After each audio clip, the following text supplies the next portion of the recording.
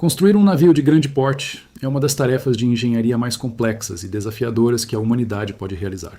São blocos de aço de dezenas de toneladas encaixados com precisão milimétrica, sistemas de navegação de última geração e motores com a potência de cidades inteiras. Nas décadas de 1970 e 1980, o Brasil dominava essa arte. O nosso país era o segundo maior construtor de navios de todo o planeta, ficando atrás apenas do gigante Japão. Nossos estaleiros fervilhavam de trabalhadores, impulsionando a economia, gerando tecnologia nacional e orgulho para o nosso povo. Mas nas décadas seguintes, o sonho naufragou. A combinação de crises financeiras globais, a concorrência esmagadora de subsídios de gigantes asiáticos como China e Coreia do Sul e escândalos políticos que paralisaram contratos domésticos transformaram nossos orgulhosos estaleiros em verdadeiros cemitérios de aço. Galpões vazios, milhares de desempregados e uma enorme dependência de navios estrangeiros para escoar nossa riqueza. No entanto, o cenário geopolítico e econômico mudou de forma brusca. Uma nova estratégia bilionária está, neste exato momento, em andamento para ressuscitar a indústria naval brasileira. Estaleiros que estavam com as portas trancadas voltaram a operar. Contratos volumosos de dezenas de bilhões de reais foram assinados recentemente, e milhares de novos empregos de alta qualificação estão sendo gerados de norte a sul do país. Neste vídeo, nós não vamos ficar apenas nas promessas políticas. Nós vamos apresentar os números reais, os nomes dos estaleiros contratados e os dados práticos e oficiais que você poderá verificar de forma independente após o término do vídeo. Vamos expor, com total neutralidade técnica, os dois lados desse renascimento. De um lado, a tese de que o Brasil está recuperando sua soberania logística e se preparando para as exigências ecológicas globais. Do outro, os alertas de analistas financeiros que temem que o país esteja repetindo os mesmos erros do passado, artificializando um mercado que pode quebrar no futuro se não for competitivo internacionalmente. Diante de tantos investimentos e expectativas elevadas, fica a pergunta: esse novo e ambicioso projeto de bilhões de reais vai realmente criar uma indústria naval sólida, competitiva e capaz de trazer benefícios e empregos duradouros para o nosso povo? Ou estamos apenas diante de uma nova bolha artificial patrocinada por dinheiro público? Se você quer entender os grandes movimentos de infraestrutura do Brasil, com dados factuais e sem narrativas, deixe o seu like agora mesmo. Inscreva-se no canal e ative as notificações. A sua participação fortalece nossa busca pela verdade econômica. Vamos aos fatos. Para entendermos o que está acontecendo hoje, precisamos compreender o tamanho do tombo que o Brasil levou no passado. O primeiro grande ciclo da indústria naval brasileira ocorreu no final dos anos 1950 e atingiu seu auge na década de 1970, sob forte financiamento e subsídios do governo federal. Naquela época, o Brasil possuía uma frota mercante relevante e os estaleiros nacionais exportavam embarcações cargueiras de alto valor. Mas quando a crise da dívida externa atingiu o país nos anos 80, o crédito público secou e a inflação descontrolada inviabilizou a produção. Paralelamente, a Ásia se organizava.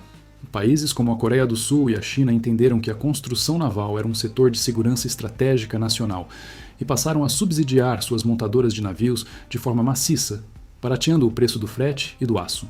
Os estaleiros brasileiros, obsoletos e sem financiamento, simplesmente não tinham como competir. Nos anos 2000, o Brasil tentou uma nova retomada.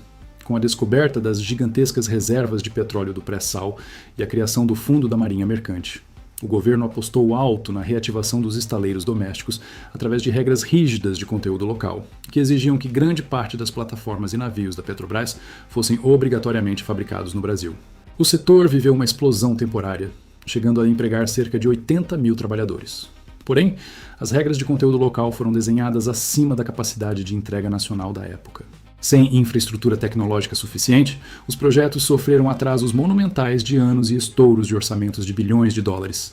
Quando as investigações de corrupção da Operação Lava Jato e a reestruturação da Sete Brasil atingiram o setor, os contratos foram cancelados e as encomendas foram enviadas de volta para a Ásia. Em poucos anos, os estaleiros brasileiros demitiram mais de 80% de sua força de trabalho, deixando uma enorme cicatriz econômica em cidades como Niterói, Angra dos Reis e Rio Grande. Mas o que mudou agora? A resposta curta e direta é: um novo e maciço ciclo de encomendas bilionárias, patrocinado pelo plano estratégico da Petrobras e de sua subsidiária de logística, a Transpetro. E aqui nós entramos na parte prática, com dados que você pode verificar nos canais de comunicação oficiais das próprias companhias e portais de notícias de negócios. Em primeiro lugar, a Petrobras, sob a liderança da presidente Magda Chambriard, implementou uma mudança de tom agressiva em seu plano estratégico de investimentos. A empresa direcionou um plano de investimentos gigante para a renovação e ampliação de sua frota. A meta estabelecida pela estatal é contratar novas embarcações de apoio com uma exigência mínima de pelo menos 40% de conteúdo local em sua fabricação. E os contratos já estão assinados e saindo do papel. Em maio de 2026, a Petrobras assinou contratos de 11 bilhões de reais para a construção e operação de 4 embarcações de grande porte para apoio submarino do tipo RSV, embarcações de suporte a robôs operados remotamente. Esses navios de altíssima tecnologia serão construídos no estaleiro Navship, localizado na cidade de Navegantes, em Santa Catarina.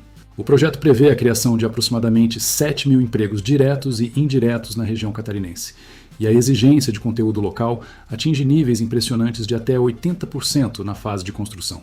Outro movimento é a assinatura de contratos, no valor de 2,8 bilhões de reais com 3 estaleiros diferentes, ocorrida no primeiro semestre de 2026.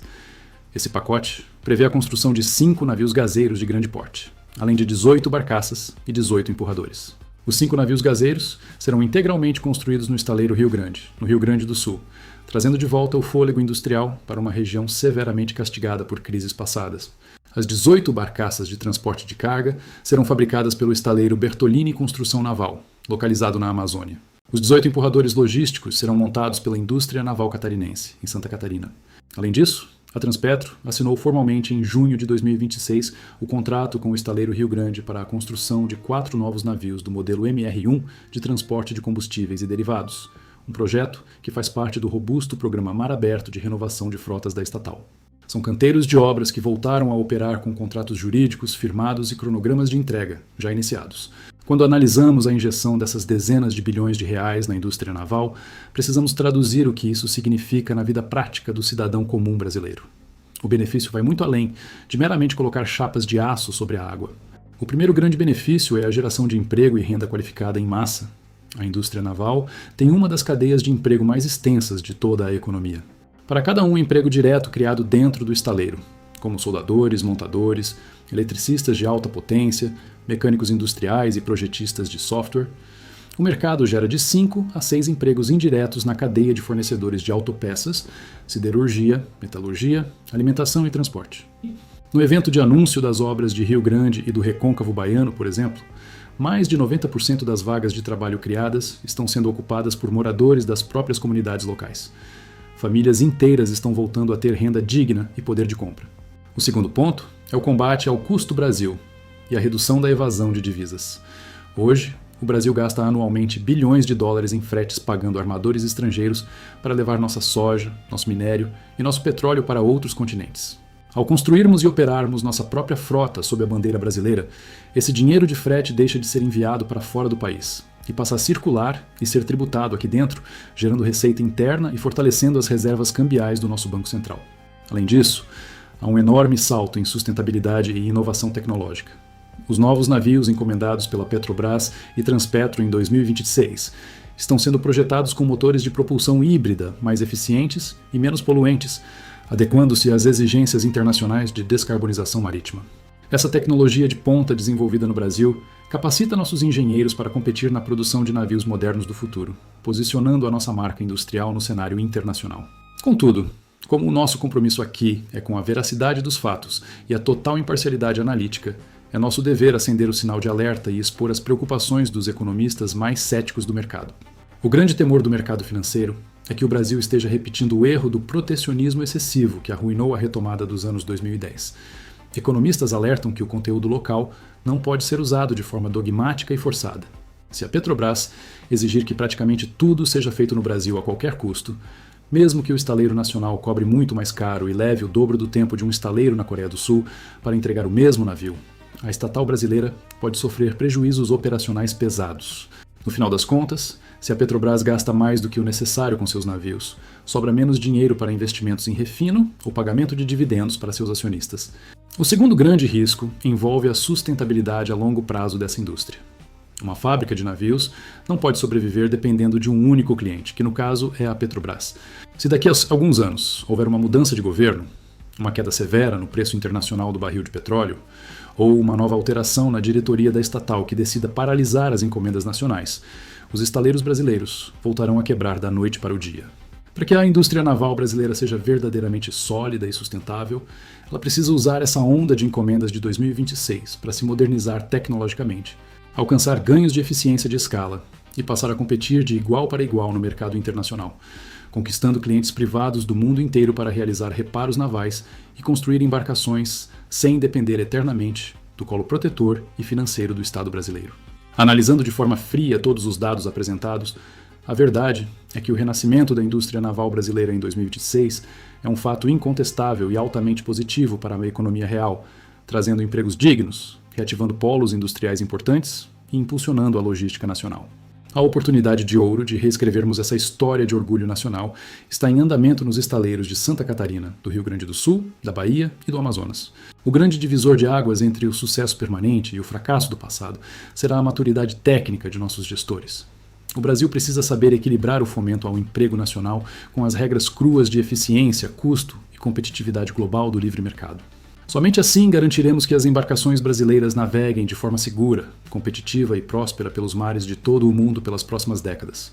Todos os dados contratuais, nomes de estaleiros e relatórios oficiais que detalhamos ao longo do vídeo estão linkados na nossa descrição aqui embaixo para você conferir de forma transparente. E agora, a resposta final está com você. Você acredita que este novo ciclo de bilhões de reais vai consolidar uma indústria naval brasileira moderna e duradoura? Ou corremos o risco de ver um novo colapso financeiro nos estaleiros nacionais? Deixe a sua análise e a sua opinião nos comentários abaixo. Se este vídeo trouxe valor para o seu dia e para a sua visão de mercado, confirme o seu botão de gostei. Inscreva-se no canal e ative o sininho para não perder nenhuma das nossas análises de infraestrutura e economia global. Um grande abraço a todos vocês, muito obrigado pela audiência e nos vemos na próxima análise macroeconômica. Até lá!